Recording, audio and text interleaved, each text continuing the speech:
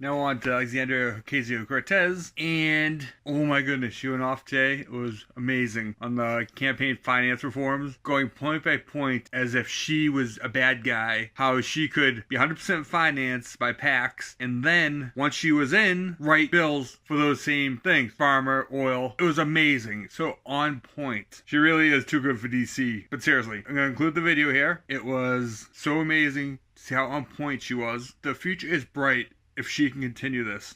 And other true progressives like her, they get it. They get what needs to be done to fix this country. Heck of a video, Miss Cortez, Ocasio-Cortez, wonderful. Keep up the great work. We appreciate you, and we're there to help support you. Like, comment, subscribe, click the bell so you get notified when I put up a new video. Chair recognizes Ms. Ocasio-Cortez of New York for 5 minutes.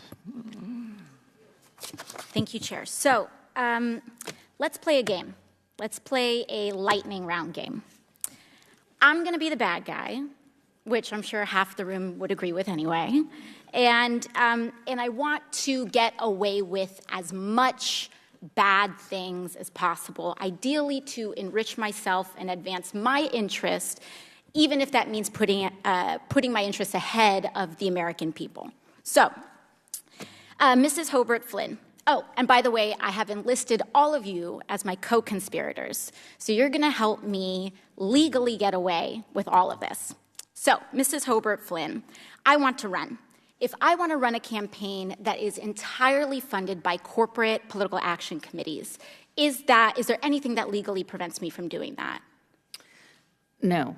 Okay, so there's nothing stopping me from being entirely funded by corporate PACs, say from the fossil fuel industry, the healthcare industry, big pharma. I'm entirely 100% lobbyist PAC funded. Okay, so let's say I'm a really, really bad guy, and let's say I have some skeletons in my closet that I need to cover up so that I can get elected. Mr. Smith, is it true that you wrote this article, this opinion piece for the Washington Post entitled, "These payments to women were unseemly, that doesn't mean they were illegal"? Well, I can't see the piece, but I wrote a piece under that headline in the Post, so I assume that's right. Okay, great. So, green light for hush money. I can do all sorts of terrible things. It's totally legal right now for me to pay people off. And that is considered speech. That money is considered speech.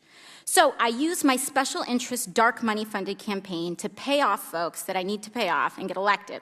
So now I'm elected, now I'm in. I've got the power to draft, lobby, and shape the laws that govern the United States of America.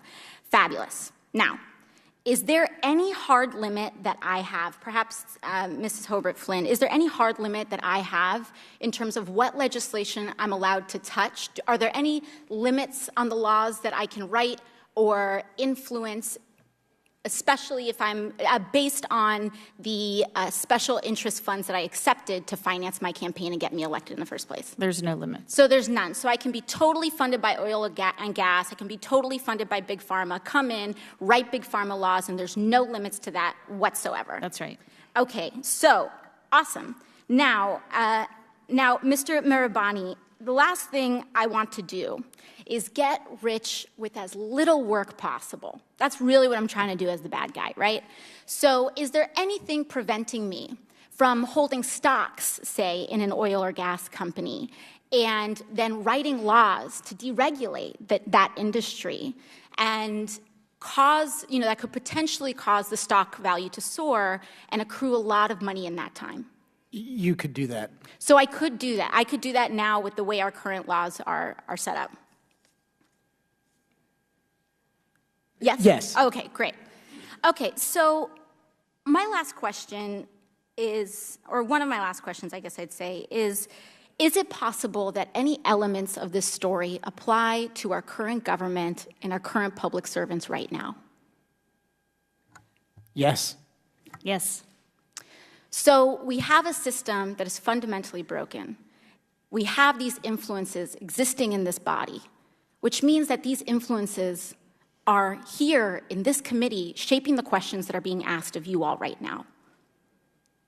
Would you say that that's correct, Yes. Mr. Mirabani or Mr. Schaub? Yes. All right, so one last thing, Mr. Schaub. In relation to congressional oversight that we have, the limits that are placed on me as a congresswoman, compared to the executive branch and compared to, say, the President of the United States, would you say that Congress has the same sort of standard of accountability? Is there more teeth in that regulation in Congress on the president, or would you say it's about even, or more so on the federal?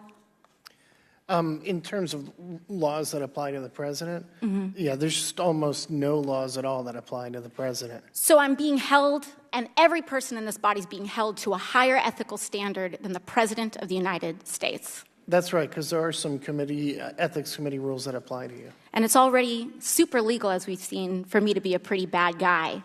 So it's even easier for the President of the United States to be one, I would assume. That's right. Thank you very much. Mr. Roy of Texas is recognized.